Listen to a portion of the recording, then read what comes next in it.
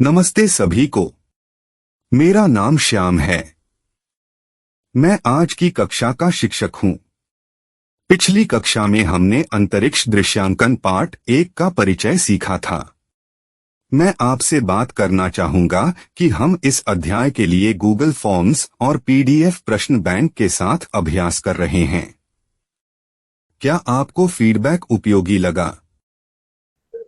हाँ, मुझे लगा फीडबैक से मुझे चीजें बेहतर समझ में आने लगी है। बिल्कुल। जब आप फीडबैक के साथ अपनी तर्कशक्ति को मजबूत करते हैं, तो आप नए समस्याओं को आत्मविश्वास से हल कर सकते हैं। प्रत्येक समस्या आपके ज्ञान को मजबूत करने का अवसर है। समझ गया। अगर मैं एक मुश्किल सवाल हल कर सकती हूँ, तो मैं वही तरीका और सवालों पर भी लगा सकती हूँ, है ना? बिल्कुल। आगे बढ़ते हुए इस विधि को आजमाएं। पहले समस्या को खुद से हल करें, फिर फीडबैक को गंभीरता से लें और देखें कि यह आपको कैसे मदद करता है। ये तो सही लग रहा है। फिर मैं अपनी ही तरकीब बना सकती हूँ सवाल हल करने के लिए। आपके तर्कशक्ति कौशल का मूल्यांकन करने के लिए यह तैयार किया गया है और यह आपकी शैक्षणिक सफलता और भविष्य की समस्याओं के समाधान में मदद करेगा। इस यात्रा में हम विभिन्न तकनीकों पर ध्यान देंगे ताकि आप नवोदय विद्यालय चयन परीक्षा की तैयारी के लिए पूरी तरह से तैयार हों। अब चलिए पहले अध्याय की चर्चा शुरू करते हैं। अंतरिक्ष दृश्यांकन पार्ट 2। 4.23D ऑब्जेक्ट्स का विजुअलाइजेशन। व्यायाम 1। एक क्यूब को इसके अक्ष के चारों ओर 90 डिग्री घुमाएं। चित्रित करें कि घुमाने के बाद क्यूब कैसा दिखाई देगा। समाधान। व्याख्या। जब आप एक घन को इसके धुरी के साथ 90 डिग्री घुमाते हैं, तो आप घन को ऊर्ध्वाधर धुरी के चारों ओर घुमा रहे होते हैं। कल्पना करें कि घन के शीर्ष केंद्र से नीचे केंद्र तक एक अदृश्य रेखा जा रही है। यहाँ यह है कि घन कैसे बदलता है। एक। पहले की स्थिति। घन के 6 चेहरे होते हैं, सामने, पीछे, बाएं, दाएं, ऊपर और नीचे। इसकी मूल स्थिति में आप सीधे सामने वाले चेहरे को देख सकते हैं, दाएं चेहरे को दाईं ओर और बाएं चेहरे को बाईं ओर देख सकते हैं। 2। अक्ष के चारों ओर 90 डिग्री की घूर्णन। जैसे ही घन अक्ष के चारों ओर 90 डिग्री दाईं ओर घूमता है, बायां चेहरा सामने आ जाता है, सामने वाला चेहरा दाईं ओर चला जाता है, दायां चेहरा पीछे चला जाता है और पीछे वाला चेहरा बाईं ओर आ जाता है। ऊपर और नीचे के चेहरे अपनी मूल स्थिति में रहते हैं, क्योंकि वे इस घूर्णन से अप्रभावित रहते हैं जो ऊर्ध्वाधर बाएं अक्ष के चारों ओर होता है। 3। परिणामी स्थिति। घन अब एक नया चेहरा, सामने चेहरा दिखाता है जो पहले बायां चेहरा था। मूल सामने वाला चेहरा अब दाईं ओर है और दायां चेहरा पीछे चला गया है। सारांश में घन का रूप इस पर निर्भर करता है कि कौन से चेहरे दिखाई देते हैं, लेकिन ऊपर और नीचे के चेहरे अपरिवर्तित रहते हैं। यह घुमाव प्रभावी रूप से घन के चारों ओर ऊर्ध्वाधर चेहरों की दृश्यता को बदलता है। व्यायाम 2। एक पिरामिड को इसके आधार के चारों ओर 180 डिग्री घुमाते हुए कल्पना करें। चित्रित करें कि पिरामिड घुमाने से पहले और बाद में कैसा दिखता है। समाधान। व्याख्या। एक वर्गीय आधार वाली पिरामिड की कल्पना करें। जब इसे इसके आधार के चारों ओर 180 डिग्री घुमाया जाता है, तो इसका अभिविन्यास बदलता है, लेकिन आकृति वही रहती है। आइए इसे विस्तार से समझते हैं। घुमाने से पहले पिरामिड का एक चौकोर आधार है और इसका शीर्ष ऊपरी बिंदु सीधे आधार के केंद्र के ऊपर है। एक साइड व्यू से पिरामिड के त्रिकोणीय चेहरे आधार से शीर्ष की ओर झुके हुए हैं। अगर आप इसे ऊपर से देखेंगे तो आप एक चौकोर आधार देखेंगे जिसमें शीर्ष सीधे केंद्र के ऊपर होगा। 180 डिग्री घुमाव के बाद जब पिरामिड को इसके आधार के चारों ओर 180 डिग्री घुमाया जाता है तो शिखर और सतहों की स्थिति देखने वाले के अनुसार बदल जाएगी। शिखर अभी भी आधार के केंद्र के ठीक ऊपर होता है, लेकिन अब प्रत्येक त्रिकोणीय सतह अपनी विपरीत त्रिकोणीय सतह से स्थान बदल लेती है। यदि आपने घुमाव से पहले किसी विशेष दिशा से पिरामिड को देखा था, तो घुमाव के बाद आपको उस स्थान पर विपरीत त्रिकोणीय सतह दिखाई देगी। 4.33D ऑब्जेक्ट्स का परिप्रेक्ष्य चित्रण। व्यायाम 1 सामने के दृश्य, पक्षीय दृश्य और शीर्ष दृश्य से एक साधारण घर बनाएं। व्यायाम 2 एक कार को पक्षीय और शीर्ष दृष्टिकोण से कल्पना करें। दोनों दृष्टिकोणों से कार कैसे दिखती है, इसे चित्रित करें। व्यायाम 3 सामने और शीर्ष दृष्टिकोण से एक सीढ़ी बनाएं। अनुभाग 5 उन्नत स्थान दृश्यता चुनौतियां। यह अनुभाग अधिक जटिल समस्याएं प्रदान करता है, जो उच्च स्तर की स्थानिक तर्कशक्ति की आवश्यकता होती है। 5.1 जटिल घूर्णन और फ्लिप। चुनौती 1 एक असमान 3D वस्तु जैसे एल आकार का ब्लॉक को 2 विभिन्न ध्रुवों के साथ 90 डिग्री घुमाएं। अंतिम आकार का चित्रण करें और उसे चित्रित करें। समाधान व्याख्या एक आकार के ब्लॉक जैसी एक असमान 3D वस्तु को 2 अलग अलग अक्षों के साथ 90 डिग्री घुमाने में 2 लगातार परिवर्तन शामिल होते हैं।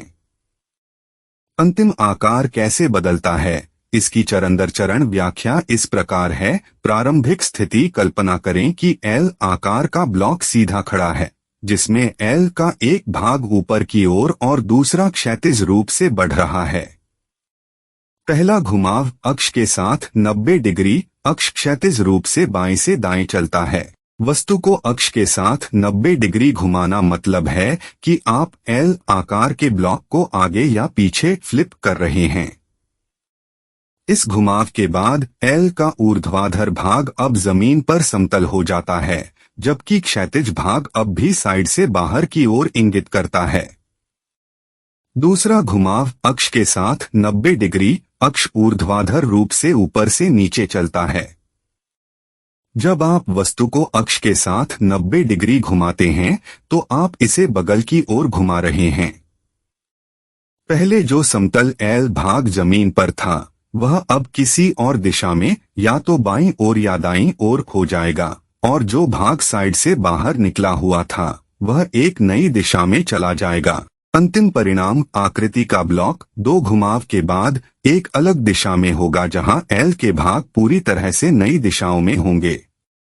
यह परिवर्तन यह बदलता है कि कौन से पक्ष दृश्य हैं और वस्तु कुल मिलाकर कैसे दिखाई देती है, लेकिन एल आकृति एक अलग दिशा में बरकरार रहती है। यह समझकर कि प्रत्येक घुमाव वस्तु को विभिन्न अक्षों के साथ कैसे प्रभावित करता है, आप कल्पना कर सकते हैं कि अंतिम आकृति एल बनी रहती है, लेकिन इसकी स्थिति और जिस दिशा में यह मुड़ती है, वह दोनों घुमावों के बाद नाटकीय रूप से बदल जाएगी। चुनौती 2 एक जटिल 2D आकार की कल्पना करें, जिसे ऊर्ध्वाधर रूप से उल्टा गया है और फिर 90 डिग्री घुमाया गया है। परिणामी आकार को चित्रित करें।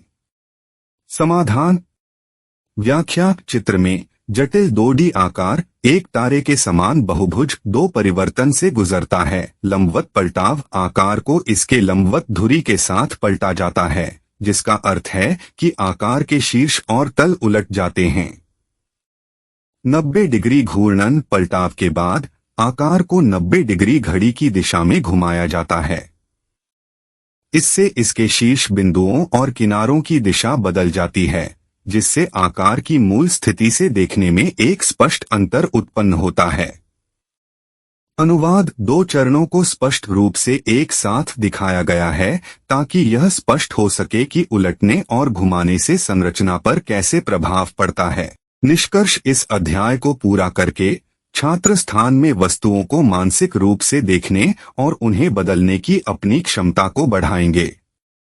यह कौशल JNVST के मैट खंड में उत्कृष्टता प्राप्त करने के लिए आवश्यक है, और यह कई वास्तविक जीवन की स्थितियों में भी मूल्यवान होगा। अभ्यास प्रश्न निर्देश। एक समस्या चित्र बाईं ओर दिया गया है और 4 उत्तर चित्र जिन्हें ए, बी, सी और डी के रूप में चिह्नित किया गया है दाईं ओर दिए गए हैं। उत्तर चित्र का चयन करें जो समस्या चित्र में दिए गए कटे हुए टुकड़ों से बनाया जा सकता है। सही उत्तर डी है। इस प्रश्न में हमें यह पहचानना है कि समस्या चित्र के कटे हुए टुकड़ों से उत्तर चित्र ए, बी, सी, डी में से कौन सा बनाया जा सकता है। उत्तर का स्पष्टीकरण। एक समस्या चित्र बाईं ओर का विश्लेषण। समस्या चित्र के निचले मध्य भाग में एक त्रिकोण है जिसके दोनों ओर ऊर्ध्वाधर रेखाएं हैं जिससे यह लगभग एक घर के आकार का प्रतीत होता है। 2 उत्तर विकल्पों पर नजर। विकल्प ए। इस चित्र के शीर्ष पर 2 त्रिकोण हैं लेकिन उनकी संरचना और स्थिति मूल समस्या चित्र के कटे हुए टुकड़ों से मेल नहीं खाती। विकल्प बी। यह चित्र एक पंचकोण जैसा आकार बनाता है जो समस्या चित्र के घटकों से मेल नहीं खाता।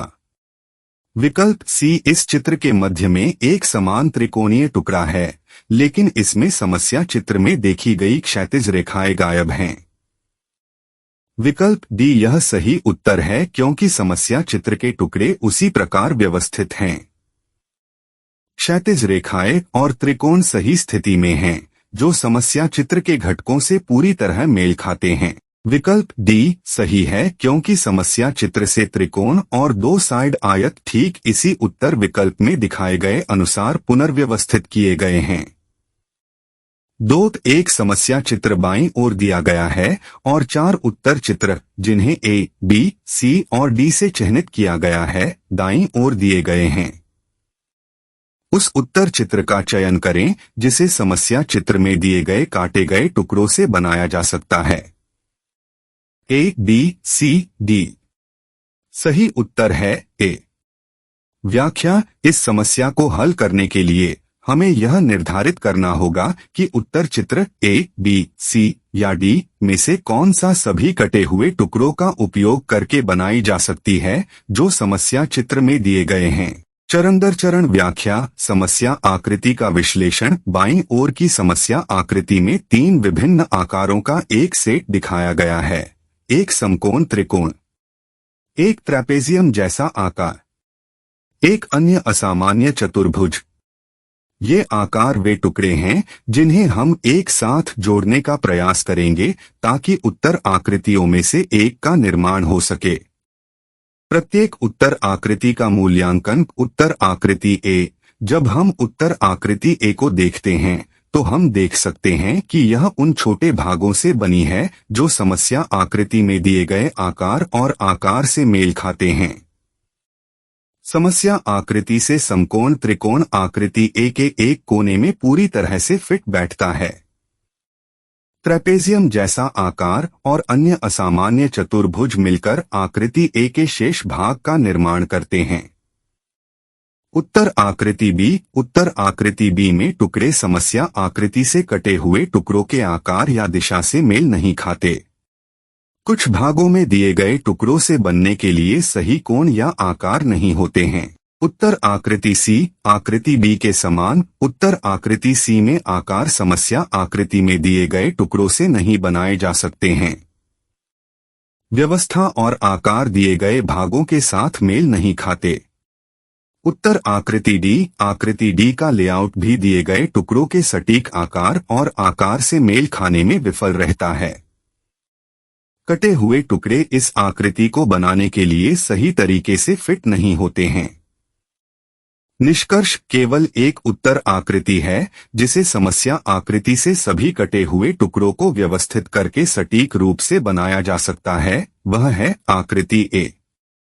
प्रत्येक टुकड़ा बिना किसी ओवरलैप या गैप के इस संरचना में पूरी तरह से फिट बैठता है, इसलिए सही उत्तर ए है। यह एकमात्र आकृति है जिसे समस्या आकृति में दिए गए टुकड़ों का उपयोग करके बनाया जा सकता है। 3 एक समस्या चित्र बाईं ओर दिया गया है और 4 उत्तर चित्र जो ए, बी, सी और डी के रूप में चिह्नित हैं, दाईं ओर दिए गए हैं। उस उत्तर चित्र का चयन करें जिसे समस्या चित्र में दिए गए कटे हुए टुकड़ों से बनाया जा सकता है। ए, बी, सी, डी। सही उत्तर सी है। व्याख्या समस्या चित्र में 4 टुकड़े शामिल हैं, एक त्रिकोण, एक अर्धवृत्त, एक चतुर्थांश वृत्त और एक छोटा त्रिकोण। ये टुकड़े चित्र के भीतर एक विशिष्ट तरीके से व्यवस्थित हैं। समस्या को हल करने के लिए हमें एक उत्तर चित्र खोजने की आवश्यकता है, जिसे केवल इन 4 टुकड़ों का उपयोग करके बनाया जा सके, बिना किसी अतिरिक्त भाग के। हमें यह सुनिश्चित करना होगा कि टुकड़े समस्या चित्र में जिस तरह से व्यवस्थित हैं, उसी तरह व्यवस्थित किए जाएं। विकल्प ए में एक टुकड़ा है जो समस्या चित्र में मौजूद नहीं है, इसलिए यह सही उत्तर नहीं हो सकता। विकल्प बी में भी एक टुकड़ा है जो समस्या चित्र में मौजूद नहीं है, इसका मतलब है कि यह भी सही उत्तर नहीं हो सकता। विकल्प डी में भी एक टुकड़ा है जो समस्या चित्र में मौजूद नहीं है, इसलिए यह भी गलत है। हालांकि विकल्प सी में समस्या चित्र के सभी टुकड़े हैं और इन्हें उपयोग करके बनाया जा सकता है। टुकड़े समस्या चित्र के समान तरीके से व्यवस्थित हैं, इसलिए सी सही उत्तर है। निष्कर्ष में सही उत्तर सी है, क्योंकि इसे समस्या चित्र में दिए गए कटे हुए टुकड़ों का उपयोग करके बनाया जा सकता है, बिना किसी अतिरिक्त भाग के, और टुकड़े समस्या चित्र के समान तरीके से व्यवस्थित हैं। 4. एक समस्या चित्र बाईं ओर दिया गया है और 4 उत्तर चित्र जो ए, बी, सी और डी के रूप में चिह्नित हैं, दाईं ओर दिए गए हैं। उस उत्तर चित्र का चयन करें जिसे समस्या चित्र में दिए गए कटे हुए टुकड़ों से बनाया जा सकता है। ए, बी, सी, डी। सही उत्तर बी है। व्याख्या समस्या आकृति में 4 त्रिकोण एक विशेष पैटर्न में व्यवस्थित हैं। 4 उत्तर आकृतियां ए, बी, सी और डी भी त्रिकोणों से बनी हैं, लेकिन अलग अलग तरीके से व्यवस्थित हैं। समस्या को हल करने के लिए हमें उस उत्तर आकृति को ढूंढना है जिसे समस्या आकृति के त्रिकोणों को फिर से व्यवस्थित करके बनाया जा सकता है। विकल्प ए में त्रिकोण समस्या आकृति के समान पैटर्न में व्यवस्थित नहीं है, इसलिए यह सही उत्तर नहीं हो सकता। विकल्प सी में त्रिकोण भी समस्या आकृति के समान पैटर्न में व्यवस्थित नहीं है, इसलिए यह सही उत्तर नहीं हो सकता। विकल्प डी में त्रिकोण समस्या आकृति के विपरीत पैटर्न में व्यवस्थित हैं, इसलिए यह सही उत्तर नहीं हो सकता। केवल विकल्प बी में त्रिकोण समस्या आकृति के समान पैटर्न में व्यवस्थित हैं। त्रिकोणों को समस्या आकृति के ठीक पैटर्न से मेल खाने के लिए पुनर्व्यवस्थित किया जा सकता है, इसलिए विकल्प बी सही उत्तर है। अंत में सही उत्तर बी है, क्योंकि इसे समस्या आकृति के त्रिकोणों को उसी पैटर्न में पुनर्व्यवस्थित करके बनाया जा सकता है। 5. एक समस्या आकृति बाईं ओर दी गई है और 4 उत्तर आकृतियां जिनका चिन्ह ए, बी, सी और डी है, दाईं ओर दी गई हैं। उस उत्तर आकृति का चयन करें जो समस्या आकृति में दिए गए काटे गए टुकड़ों से बनाई जा सकती है। ए, बी, सी, डी। सही उत्तर बी है। व्याख्या समस्या चित्र में 4 त्रिकोण होते हैं जो एक विशेष पैटर्न में व्यवस्थित होते हैं। 4 उत्तर चित्र ए, बी, सी और डी भी त्रिकोणों से बने हैं, लेकिन इन्हें अलग तरीके से व्यवस्थित किया गया है। समस्या को हल करने के लिए हमें उस उत्तर चित्र को खोजने की आवश्यकता है जिसे समस्या चित्र के त्रिकोणों को पुनर्व्यवस्थित करके बनाया जा सकता है। विकल्प ए में त्रिकोण समस्या चित्र के समान पैटर्न में व्यवस्थित नहीं है, इसलिए यह सही उत्तर नहीं हो सकता। विकल्प सी में त्रिकोण भी समस्या चित्र के समान पैटर्न में व्यवस्थित नहीं है, इसलिए यह सही उत्तर नहीं हो सकता। विकल्प डी में त्रिकोण समस्या चित्र से अलग पैटर्न में व्यवस्थित हैं, इसलिए यह सही उत्तर नहीं हो सकता। केवल विकल्प बी में त्रिकोण उसी पैटर्न में व्यवस्थित हैं जैसे समस्या चित्र में हैं। त्रिकोणों को समस्या चित्र के सटीक पैटर्न से मेल खाने के लिए पुनर्व्यवस्थित किया जा सकता है, इसलिए विकल्प बी सही उत्तर है। निष्कर्ष में सही उत्तर बी है, क्योंकि इसे समस्या चित्र से त्रिकोणों को उसी पैटर्न में पुनर्व्यवस्थित करके बनाया जा सकता है। अब आपकी प्रैक्टिस का समय है। हमने आपके व्हाट्सएप पर पीडीएफ प्रश्न बैंक और उत्तर पत्रक के लिए गूगल फॉर्म लिंक साझा किया है। सिस्टम आपके उत्तरों को आंसर की से स्वतः मिलाता है और विस्तृत स्पष्टीकरण के साथ फीडबैक देता है। ये तो बहुत अच्छा है। मुझे इंतजार करना बिल्कुल पसंद नहीं है। और यह मैनुअल गणना की त्रुटियों को भी समाप्त करता है, जो समय लेने वाला होता है। गूगल फॉर्म्स तुरंत यह सब कर देता है। तो हमें अपने जवाबों को चेक करने में ढेर सारा टाइम नहीं लगाना पड़ेगा। बिल्कुल, इससे समय के साथ आपकी प्रगति को ट्रैक करना भी बहुत आसान हो जाता है। गूगल फॉर्म्स एक त्रुटिमुक्त और तेज तरीका है प्रैक्टिस टेस्ट्स के लिए। मुझे ये अच्छा लग रहा है कि हमें फौरन फीडबैक मिलता है। बिल्कुल, यदि आप अभ्यास करते समय कोई सवाल है या कोई स्पष्टीकरण चाहिए तो व्हाट्सएप पर मुझसे संपर्क करें या मुझे कॉल करें। मैं मदद के लिए हमेशा उपलब्ध हूँ। Thank you. अगर मुझे कुछ चाहिए तो मैं आपको जरूर बताऊंगी। मैं शुरू करने के लिए बहुत एक्साइटेड हूँ। चाहे आप व्हाट्सएप या यूट्यूब उपयोग करता हो, हमारे मोबाइल फ्रेंडली ऑनलाइन कोर्स आपको डेस्कटॉप या लैपटॉप की आवश्यकता नहीं है, सिर्फ आपका स्मार्टफोन ही काफी है। आप अपने फोन से ही कहीं भी, कभी भी सभी पाठ्य सामग्री, वीडियो और असाइनमेंट आसानी से एक्सेस कर सकते हैं। यह सुविधा सुनिश्चित करती है कि तकनीक कभी आपकी शिक्षा में बाधा न बने।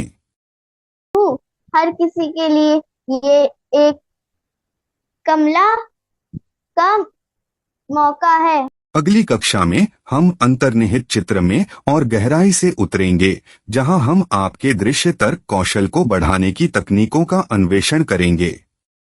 सुनिश्चित करें कि आप तैयार हों, क्योंकि हम आज के काम को आगे बढ़ाएंगे। आप सभी के समय और भागीदारी के लिए धन्यवाद। मैं वास्तव में आपकी मेहनत और समर्पण की सराहना करता हूं। आप उत्कृष्ट प्रगति कर रहे हैं। एक शानदार दिन बिताएं और मैं अगली कक्षा में आपसे मिलने की उम्मीद करता हूं।